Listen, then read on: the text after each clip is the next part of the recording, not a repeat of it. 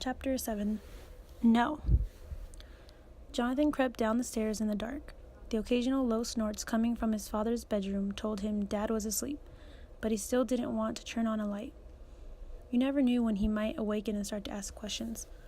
In the kitchen, Jonathan found the loaf of bread Dad had bought just yesterday. He started to open it to take out a few slices, but then he closed it up and picked up the entire loaf instead. A few slices of bread would hardly make a snack for a bear. Jonathan wanted the brownie to stay around a while so he could watch him. Outside, he looked both ways, half expecting the bear to be out there already, watching from the shadow of the trees that loomed at the edge of his yard. Then he laid the loaf of bread on the deck, still in its plastic wrapper. A thin wrapper like that would be no hindrance to a bear, and if no bear came, he could wipe off the plastic, bring the bread back to the kitchen, and Dad would never need to know that the bread for his lunch sandwiches had spent the night out in the cold. But if the bear did come, Jonathan's heart raced at the thought. Another thought followed in rapid succession. What was he going to say in the morning when his father couldn't find the bread? That was going to be one interesting conversation. Jonathan could hardly admit that he'd put the bread out hoping the bear would come by again. Luring wild animals with food was an even worse offense than disrupting the carefully planned diets of the ones being held in the zoo. Would Dad believe him if he said he'd gotten hungry during the night and eaten the whole loaf himself? Jonathan shrugged, stepped back inside, and quietly slid the glass door shut. The morning would have to take care of itself. Right now he wanted to see the brownie again. He turned on the deck light. He'd put in a fresh bowl before dinner, pulled an armchair close to the deck door, and curled up in to wait. "Come on, Bear," he whispered. "Come on." Again, the young bear had spent the day sleeping, hidden in a thick clump of trees. The land was heavily treed, both inside and outside the zoo, so it was easy for him to find safe and private places to sleep. But now night had fallen, and he prowled once more. The night was less successful than the one before. He couldn't find any garbage cans this time. He located another bird feeder and smashed it into splinters, trying to get the remaining few seeds out.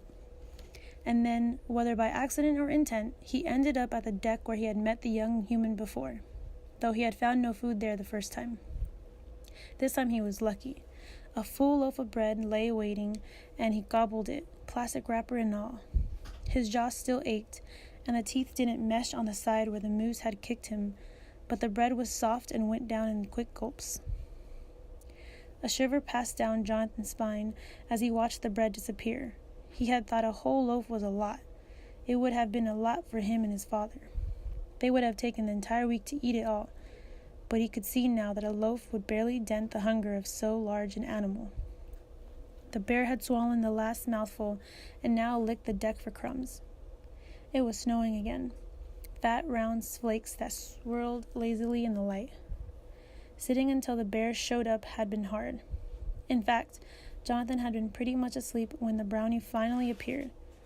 He might have come and gone without being seen if Jonathan hadn't been pulled awake by the click of his long claws against the wooden deck floor. When the sound awakened him, he leapt to the sliding door for a better look. "Where are you going next, Bear?" he asked now, tapping lightly on the glass. As though he had known all along that the human who had put out the bread was close, the brownie lifted his head and looked straight into Jonathan's eyes. Jonathan found himself stepping back, his skin suddenly prickling with cold, his mouth dry. Nonetheless, when the big animal turned and shuffled off the deck, Jonathan grabbed his coat and, being careful not to make a sound that might carry upstairs to his father, slipped through the sliding door. The bear seemed to know exactly where he was going, and Jonathan followed, keeping what seemed a safe distance behind.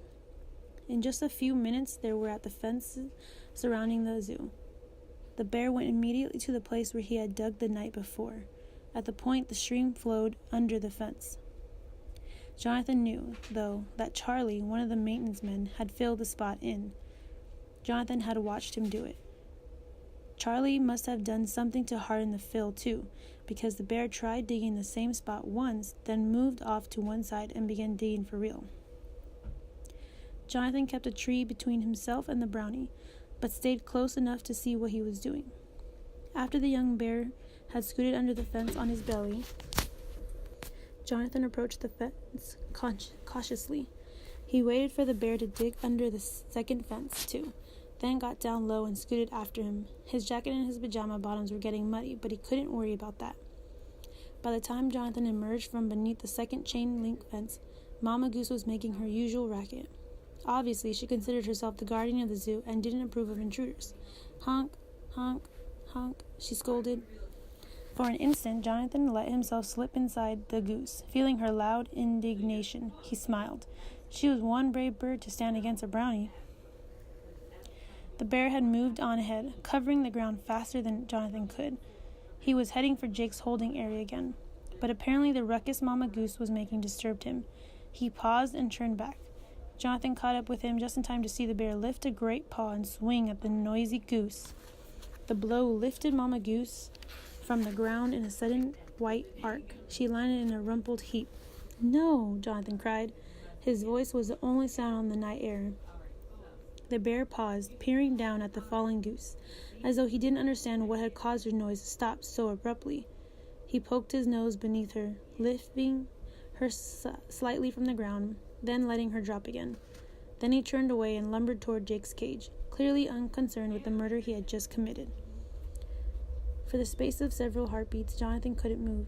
He couldn't lift a hand or foot or even, it seemed, blink his eyes. Then he ran and dropped to his knees before Mama Goose. The white feathers were soft in his hands. He picked up the rag doll body and held it tightly against his chest, the head dangling awkwardly over his arm. She was so heavy, heavier than she had ever seemed when she had climbed into his lap and utterly still. Beneath the soft feathers, Jonathan could feel the life seeping out of Mama Goose, rushing away, gone.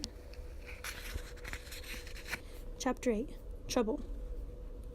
"He killed her! He killed her! He killed Mama Goose! She's dead!" The words erupted from Jonathan in a shout. He filled the night air with his outrage the whole way home. He shouted and sobbed and ran, clutching the white goose close to his chest. He kept picking up her head, trying to keep it from dangling so pitifully, but each time the silence of the feathery head, the unnatural weight of it in his hand, made his fingers go slack, and he let it fall again. He tumbled through the sliding deck door and hurtled up the stairs to his dad's bedroom. Halfway between the bedroom door and the bed, Jonathan stopped and shouted all again. "He killed her! He killed Mama! She's dead!" His father lurched upright, rising so fast that Jonathan stepped back a couple steps. But he didn't stop crying out, "She's dead! She's dead!" "What?" His dad's brown hair stood in spikes all over his head, and his eyes were open so wide that they were rimmed all the way around with white. "Johnny, what is it? What's wrong?" "That bear!" Jonathan was sobbing now. He leaned back against the wall next to the door. "That bear! He killed Mama Goose." "Oh," his father said. "Oh, Mama Goose!" And his spine suddenly slumped. I thought... He didn't say what he had thought, just reached out as if to capture Jonathan's hand, but Jonathan was too far away for him to reach. "Come here, son." He beckoned. "You were having a dream, only a dream. That bear isn't going to hurt any." But when Jonathan approached, a thin beam of moonlight fell across the goose, clutched to his chest, and Dad's gaze fastened there. "What?"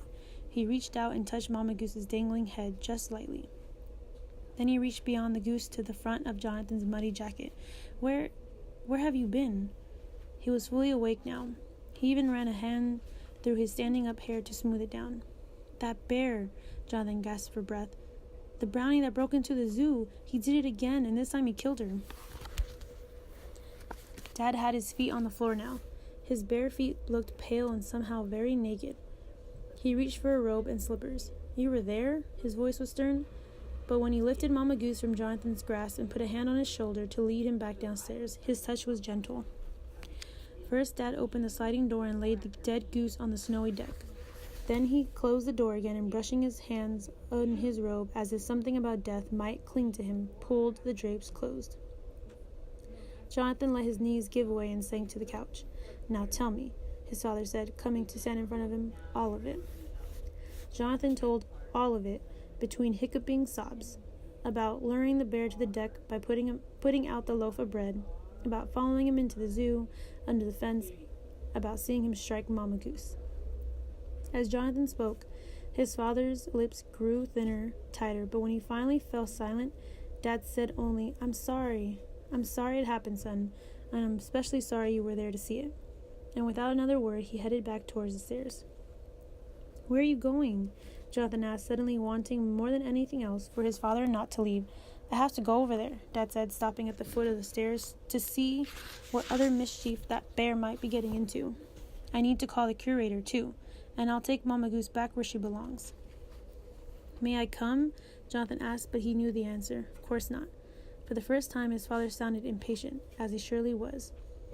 He hadn't even mentioned yet all the rules Jonathan had broken tonight, but he would get to them later. Jonathan was sure of it. Sure of that.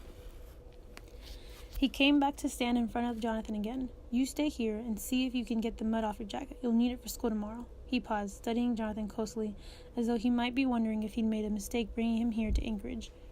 But then he continued in his ordinary father-in-charge voice, "And clean yourself up, too. Then go to bed.